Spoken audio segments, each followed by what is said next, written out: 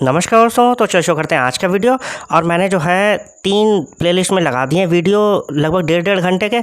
उसमें जो जैसे कि पहला है एपिसोड 1 से एपिसोड 5 तक, ठीक। उसमें लगभग 50 क्वेश्चन है। और उसके बाद जो दूसरा लगा है मैंने टॉप 50 क्वेश्चन का, वो एपिसोड 6 से एपिसोड 10 तक है। और फिर तीसरा भी मैंने लगा दिया, अपलोड कर दिया, एपिसोड 11 से एपिसोड 15। ये एपिसोड 16 है, क्वेश्चन नंबर 151 से क्वेश्चन नंबर 160 तक, ठीक। अगर आप नए हो तो चैनल को सब्सक्राइब कर लीजिएगा, वीडियो को लाइक कर दीजिएगा और ज़्यादा से ज़्यादा सपोर्ट दिखाइए, ठीक है। फिलहाल अपने लोग शुरू करते हैं question number 151। The famous Aihole inscription of Karnataka which provides a detailed panegyric account of the military victory of Chalukya king Pulakeshin second over Harsha of Kannauj was compose by which court poet. तो वो ये कह रहा है कि कर्नाटक का प्रसिद्ध ऐहोल शिलालेख, ठीक है, कौन सा ऐहोल शिलालेख, जो कन्नौज के हर्ष पर चालुक्य राजा पुलकेशन द्वितीय की सैन्य जीत का विस्तृत विवरण प्रदान करता है, ठीक है। किस पर? हर्ष पर। किसके? पुलकेशन द्वितीय की सैन्य जीत का विस्तृत विवरण प्रदान करता है। कि रचना किस दरबारी कवि द्वारा की गई है, ठीक है। तो ये बताना कि कौन जो है उसे कंपोज करने वाला है। हरिसेन है, रवि कीर्ति है, बाण भट्ट है या फिर वीरसेन है? बताइए कौन है, फिर मैं बताता हूँ आपको। चलिए देख लेते हैं इसका आंसर। और इसका आंसर है ऑप्शन बी, रवि कीर्ति, ठीक। तो रिटन इन क्लासिकल संस्कृत, तो ये किस में लिखी गई है? क्लासिकल संस्कृत में, using the old Kannada script, पुरानी जो कन्नड़ लिपि है उसका यूज़ करके। The Aihole inscription was compose by Ravikirti. और ये जो ए होल इंस्क्रिप्शन है ये किसके द्वारा कंपोज की गई है? रवि कीर्ति के द्वारा। The court poet of the Chalukya king Pulakeshin second, तो ये कोर्ट पोएट थे, दरबारी कवि थे, किसके? चालुक्य किंग पुलकेशन सेकंड के। It records the historic battle of the banks of Narmada river, ठीक। तो ये रिकॉर्ड करती है, ये बताती है किसके बारे में? ऐतिहासिक युद्ध किसके किनारे पे था? नदी के किनारे, नर्मदा नदी के किनारे, ठीक।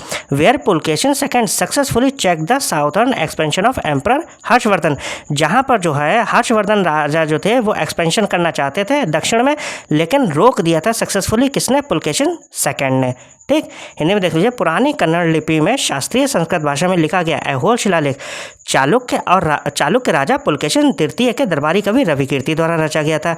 इसमें नर्मदा नदी के किनारे हुई उस ऐतिहासिक लड़ाई का वर्णन है जिसमें पुलकेशन द्वितीय ने सम्राट हर्षवर्धन के दक्षिण की ओर विस्तार को सफलतापूर्वक रोका था, चेक कर दिया था, ठीक।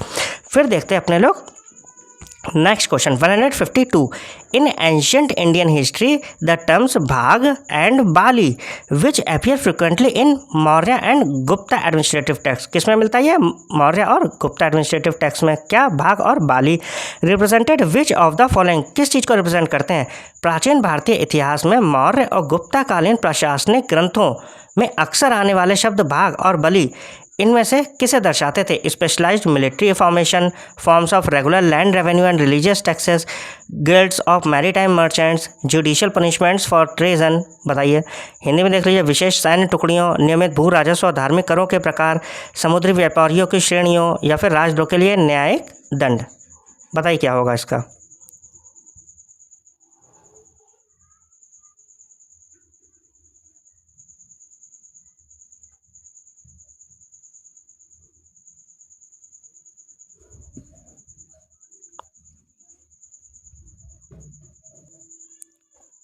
चलिए देख लेते हैं इसका भी आंसर। और इसका आंसर है option B, forms of regular land revenue and religious taxes, मतलब कि नियमित भू राजस्व और धार्मिक करों के रूप। In the ancient revenue apparatus, मतलब कि प्राचीन जो राजस्व व्यवस्था थी उसमें भाग was the Kings customary share, मतलब कि कह सकते हो कि जो भाग था वो किंग का, राजा का कस्टमरी शेयर था, पारंपरिक हिस्सा था ऑफ द एग्रीकल्चर प्रोड्यूस, मतलब कि जो कृषि की उपज होती थी उसमें। टिपिकली फिक्स्ड एट 1/6, मतलब कि 1/6 हिस्सा जो है वो लेते थे। बाली या फिर बलि विच बिगेन इन द वैदिक पीरियड, और ये जो बलि है ये कब शुरू हुई थी? वैदिक पीरियड में, वैदिक काल में। As a voluntary religious offering, मतलब कि स्वेच्छा से दिया जाने वाली ऑफरिंग थी, ठीक है, देते थे। टू द किंग और गॉड, जो किसे दी जाती थी? राजा को या फिर भगवानों को। इवॉल्व इनटू ए मैंडेटरी टैक्स, लेकिन बाद में ये मैंडेटरी टैक्स हो गया था, ठीक है, अनिवार्य कर बन गया था over time under organise state rule, मतलब कि राज्य का जो नियम था ये उसमें जो है ये अनिवार्य हो गया था। हिंदी में देख लीजिए, प्राचीन राजस्व व्यवस्था में भाग कृषि उपज का राजा का पारंपरिक हिस्सा था।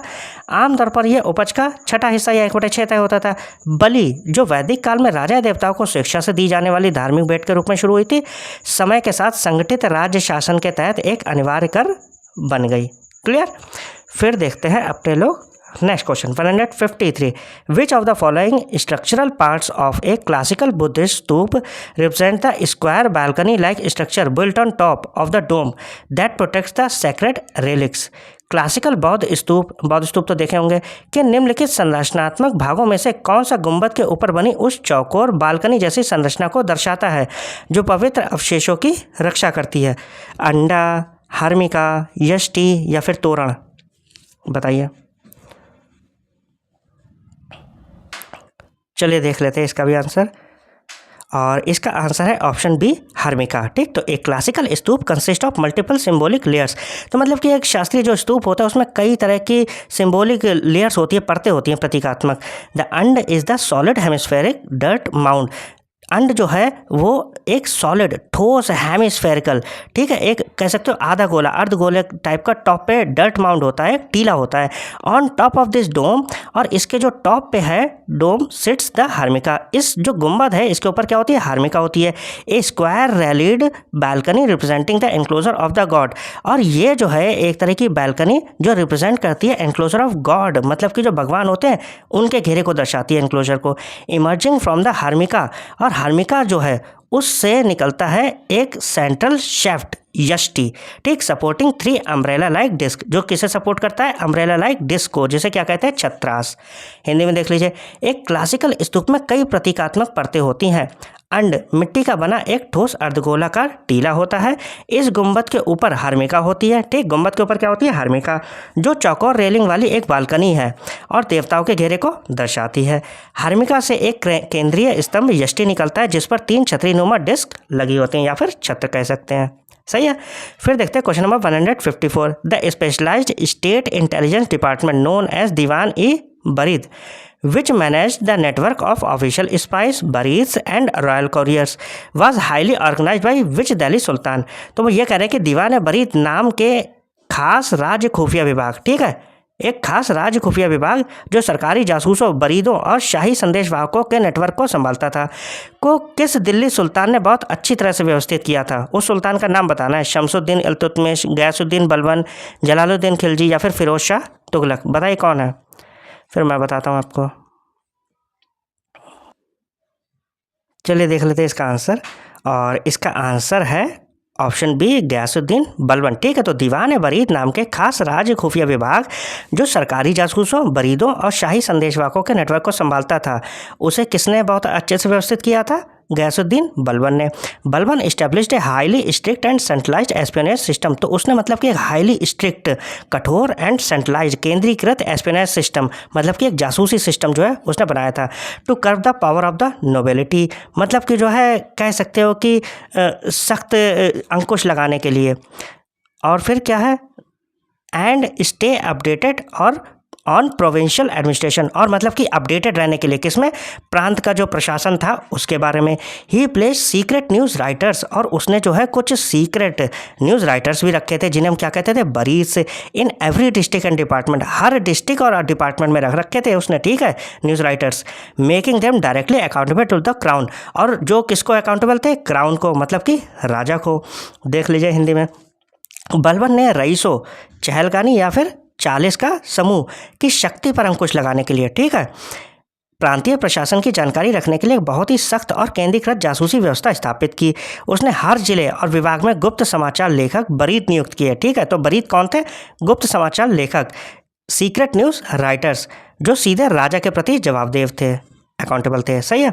फिर देखते हैं question number 155, the historic treaty of Purandar 1665। तो ट्रीटी ऑफ पुरंदर की संधि कब हुई थी? 1665 में। वह signed between Chhatrapati Shivaji Maharaj and which Mughal commander representing emperor Aurangzeb. तो ऐतिहासिक पुरंदर की संधि 1665 ईस्वी छत्रपति शिवाजी महाराज और सम्राट औरंगजेब का प्रतिनिधित्व करने वाले किस मुगल कमांडर के बीच हुई थी? शाइस्ता खान, मिर्जा राजा जय सिंह प्रथम, अफजल खान या फिर जसवंत सिंह। बताइए किसके बीच हुई थी?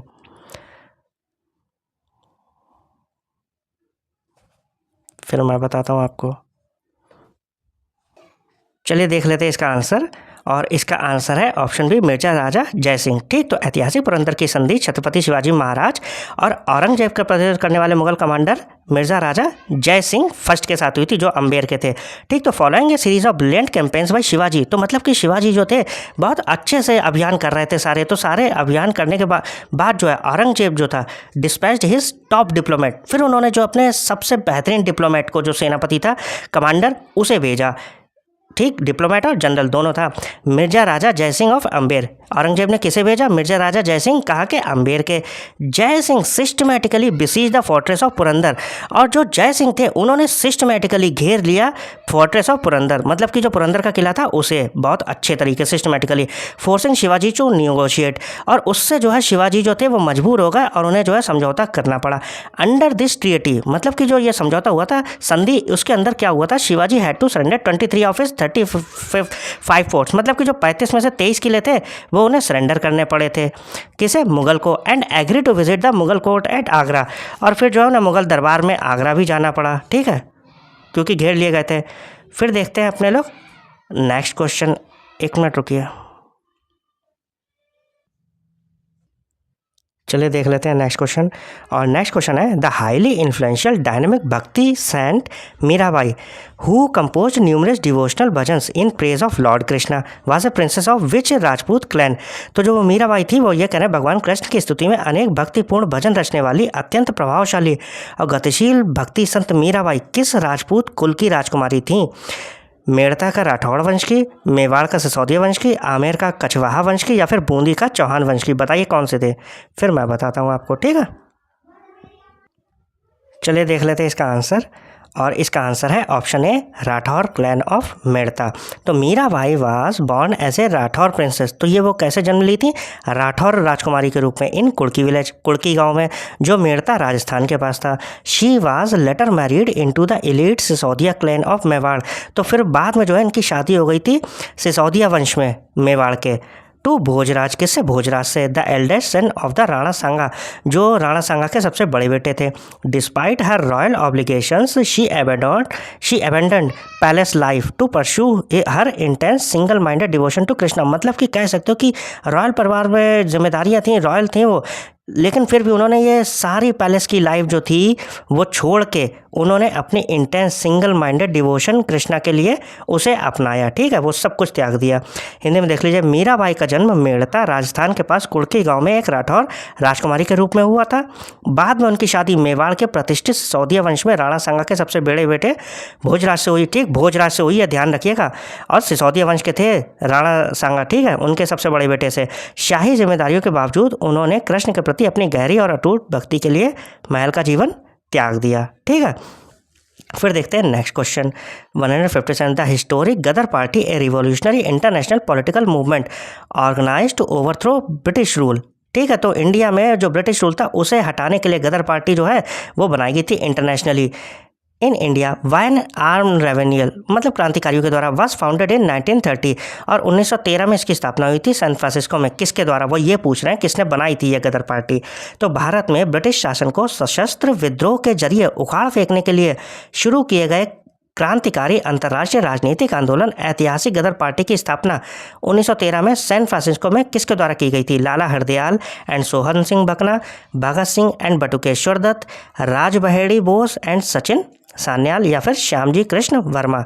कौन थे? लाला हरदयाल और सोहन सिंह भकना, भगत सिंह और बटुकेश्वर दत्त, रास बिहारी बोस, सचिन सान्याल, या फिर श्यामजी कृष्ण वर्मा। बताइए कौन है, फिर मैं बताऊं। चलिए देख लेते हैं इसका आंसर, और इसका आंसर है option A, Lala Hardayal and Sohan Singh Bhakna. ठीक, तो किसने स्थापना करी थी? लाला हरदयाल एंड सोहन सिंह भकना ने, किसकी, गदर पार्टी की, 1913 में सैन फ्रांसिस्को में। Originally named the Pacific Coast Hindustan Association, तो मतलब कि ओरिजिनली जो था इसका नाम पहले क्या था, पैसिफिक कोस्ट हिंदुस्तान एसोसिएशन, ठीक है, इसे गदर पार्टी भी कहते थे। The Ghadar Party was established in San Francisco, तो ये कहाँ एस्टेब्लिश हुई थी, सैन फ्रांसिस्को यूएसए अमेरिका में 1913 में सैन फ्रांसिस्को में यह बनाई गई थी। Led by intellectuals like Lala Hardayal, तो किसके द्वारा नेतृत्व किया जा रहा था, बुद्धिजीवी Lala Hardayal, and its first president, और इसके पहले प्रेसिडेंट अध्यक्ष कौन थे, बाबा सोहन सिंह भकना के द्वारा। The group publish the weekly newspaper, और जो ये ग्रुप था वो पब्लिश करता था वीकली न्यूज़पेपर, ठीक है। Ghadar rebellion to incite revolutionary anti colonial sentiments, तो मतलब कि उन्हें प्रेरित करने के लिए एंटी कॉलोनियल सेंटिमेंट जगाता था, किसमें, इंडियन इमिग्रेंट्स ओवरसीज, जो भारत के लोग गए थे बाहर उनमें, ठीक है, सही। फिर देखते हैं अपने लोग next question, who among the following British governor general of governor generals officially abolish the practice of Sati across British India by regulation 17, ठीक है, इन दिसंबर 1829। तो ये बढ़िया क्वेश्चन है और ये आता भी है, काफ़ी आता है, ठीक है, ध्यान से देख लीजिएगा। दिसंबर 1829 में रेगुलेशन 17 के जरिए, ठीक है, कौन सी रेगुलेशन, 17 के जरिए ब्रिटिश भारत में सती प्रथा को आधिकारिक तौर पर किस ब्रिटिश गवर्नर जनरल ने ख़त्म किया था, बताना है आपको, ठीक है, बताइए, फिर मैं बताता हूँ आपको। चलिए देख लेते हैं इसका आंसर, और इसका आंसर है option B, Lord William Bentinck. देखिए जो गवर्नर जनरल था उस टाइम पे वो तो लॉर्ड विलियम बेंटिक था, लेकिन जो समर्थन प्राप्त था वो राजा राम मोहन राय का था, ठीक, पढ़ लीजिए। Backed by the relentless socio religious reform campaigns, तो मतलब कि किसके द्वारा समर्थन दिया जा रहा था, कैंपेन्स ऑफ राजा राम मोहन रॉय, ठीक, तो राजा राम मोहन राय के समर्थन से governor general lord William Bentinck, ध्यान रखिएगा विलियम बेंटिक थे, pass the historic sati abolition act of 1829। जो लॉर्ड समर्थन किसका मिला, राजा राम मोहन राय का, और governor general lord William Bentinck उन्होंने पास किया था हिस्टोरिक ऐतिहासिक सती एबॉलिशन एक्ट ऑफ 1829, ठीक है। तो एक्ट याद रखिएगा, historic sati abolition act of 1829, उसके द्वारा सती प्रथा को समाप्त किया गया था। The regulation declared the practice of burning और burying alive Hindu widows completely illegal and punishable, तो मतलब कि इसके बाद जो है अगर सती प्रथा होती है तो फिर पनिश किया जाएगा, ये इलीगल हो गया था, ठीक है, क्रिमिनल कोर्ट के द्वारा एज कल्पेबल होमिसाइड, ठीक। तो देख लीजिए हिंदी में, राजा राम मोहन राय ने के लगातार सामाजिक धार्मिक सुधार अभियानों के समर्थन से governor general lord William Bentinck ने 1829 में ऐतिहासिक सती प्रथा निषेध कानून पारित किया। कब, 1829 में सती प्रथा निषेध कानून। इस नियम के तहत हिंदू विधवाओं को जिंदा जलाने या दफनाने की प्रथा को पूरी तरह से गैर कानूनी घोषित कर दिया गया और इसे आपराधिक अदालतों द्वारा गैर इरादतन हत्या के रूप में दंडनीय अपराध माना गया, ठीक है, अब ये क्राइम हो गया था।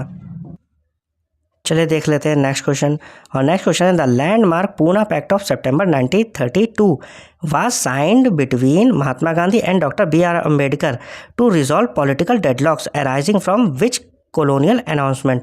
तो सितंबर 1932 में महात्मा गांधी और डॉक्टर B.R. अम्बेडकर के बीच ऐतिहासिक पूना पैक्ट, किसके बीच हुआ था पूना पैक्ट, अम्बेडकर जी और गांधी जी के बीच में सितंबर 1932 में पर हस्ताक्षर किए गए थे, ठीक। यह समझौता किस औपनिवेशिक घोषणा से उत्पन्न राजनीतिक गतिरोध को सुलझाने के लिए किया गया था, Simon Commission report, communal award of Ramsay MacDonald, Nehru report, Rowlatt Act regulation, बताइए कौन सा था, Simon Commission report, Ramsay MacDonald का कम्युनल अवार्ड, नेहरू रिपोर्ट या फिर रॉलेट एक्ट के नियम, कौन सा था, फिर मैं बताता हूँ, बताइए। चलिए देख लेते हैं इसका भी आंसर, और इसका आंसर है communal award of Ramsay MacDonald, ठीक है, रैमसे मैकडोनाल्ड का communal award. British prime minister Ramsay MacDonald introduced separate electorates for depressed classes under the communal award. तो जो ब्रिटिश प्राइम मिनिस्टर थे ना, उन्होंने इंट्रोड्यूस कर दिया था सेपरेट इलेक्टोरेट, जैसे वो हिंदू मुस्लिम के बीच में कर दिया था ना सेपरेट इलेक्टोरेट, वैसे ही अब वो डिप्रेस्ड क्लास के लिए भी कर रहे थे, दलितों के लिए भी। Gandhi went on a fast to the death at Yerwada jail. Gandhi ji जो है वो आमरण अनशन पे चले गए थे, नाराज हो गए थे यार, क्योंकि वो समझ रहे हो हिंदुओं में बहुत बड़ी फूट पड़ रही थी, arguing it would permanently divide Hindu society. वो ये आर्गूमेंट दे रहे थे कि इससे हिंदू सोसाइटी पूरी तरीके से डिवाइड हो जाएगी। The resulting Poona pact abandoned separate electorates. तो ये जो बाद में पूना पैक्ट हुआ, इससे जो है सेपरेट इलेक्टोरेट तो है वो हटा दिया गया था in exchange for reserving a significantly higher number of seats. बदले में जो सेपरेट इलेक्टोरेट थे उसकी जगह पे रिजर्व कर दी गई थी हायर नंबर ऑफ सीट्स, बहुत ज़्यादा सीट्स किसके लिए, डिप्रेस्ड क्लास के लिए, या फिर कह सकते हो दलितों के लिए, with in the joint electorate. किसमें, ज्वाइंट इलेक्टोरेट के अंडर। हिंदी में देख लीजिए, ब्रिटिश प्रधानमंत्री रैमसे मैकडोनाल्ड ने कम्युनल अवार्ड के तहत दलित वर्गों के लिए अलग निर्वाचन क्षेत्रों, सेपरेट इलेक्टोरेट की व्यवस्था शुरू की थी। इसके विरोध में गांधी जी ने यरवदा जेल में आमरण अनशन किया। उनका तर्क था कि इससे हिंदू समाज हमेशा के लिए बट जाएगा। इसके बाद हुए पूना पैक्ट में अलग निर्वाचन क्षेत्रों की व्यवस्था को छोड़ दिया गया और इसके बदले संयुक्त निर्वाचन प्रणाली के भीतर ही दलित वर्गों के लिए काफ़ी अधिक सीटें आरक्षित कर दी गई थी। ठीक है, फिर देखते हैं अपने लोग लास्ट क्वेश्चन, और आप लोगों से रिक्वेस्ट है कि ज़्यादा से ज़्यादा सब्सक्राइब करो यार। ठीक है, आपके पास जो भी आईडीज़ हों यार कर दो। ठीक है, मज़ा आता है यार ऐसे पढ़ाने में। फिर who among the following prominent Indian nationalist was the editor of the influential Marathi nationalist newspaper Kesari and the English weekly Mahratta. हाँ बताइए, निम्नलिखित प्रमुख भारतीय राष्ट्रवादियों में कौन सा प्रभावशाली मराठी राष्ट्रवादी समाचार पत्र केसरी और अंग्रेजी साप्ताहिक मराठा के संपादक थे? बताइए कौन से थे? गोपाल कृष्ण गोखले, बाल गंगाधर तिलक, लाला लाजपत राय या फिर बिपिन चंद्र पाल? आसान है, चलिए देख लेते हैं आंसर, और इसका आंसर है 160 का ऑप्शन बी, बाल गंगाधर तिलक। पता ही होगा ज़्यादातर, लेकिन देख लीजिए, Lokmanya Bal Gangadhar Tilak used these two platforms to fiercely critic British economic exploitation and spark nationalist consensus. तो मतलब कि जो बाल गंगाधर तिलक थे उन्होंने इन दो प्लेटफॉर्म का यूज़ किया था क्रिटिसाइज़ करने के लिए ब्रिटिश इकोनॉमिक एक्सप्लॉयटेशन को, और चिंगारी जगाने के लिए किस में, राष्ट्रवादी चेतना में। ठीक है, राष्ट्रवाद की चेतना जो है वो जगाना चाहते थे लोगों में, भारतीयों में।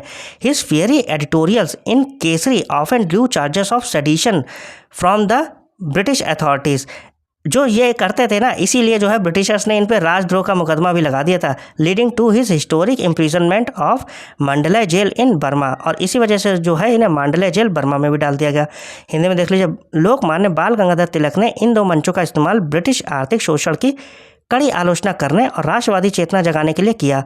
केसरी में उनके तीखे संपादकीय लेखों के कारण ब्रिटिश अधिकारियों ने अक्सर उन पर राजद्रोह का आरोप लगाया। ठीक है, जिसके चलते उन्हें बर्मा की मांडले जेल में ऐतिहासिक रूप से कैद कर दिया गया था। तो ये था आपका सेशन, आई होप आप लोगों को मज़ा आया होगा। ठीक है, सब्सक्राइब कर दीजिएगा, लाइक कर दीजिएगा वीडियो को। मिलते हैं नेक्स्ट वीडियो में, थैंक यू।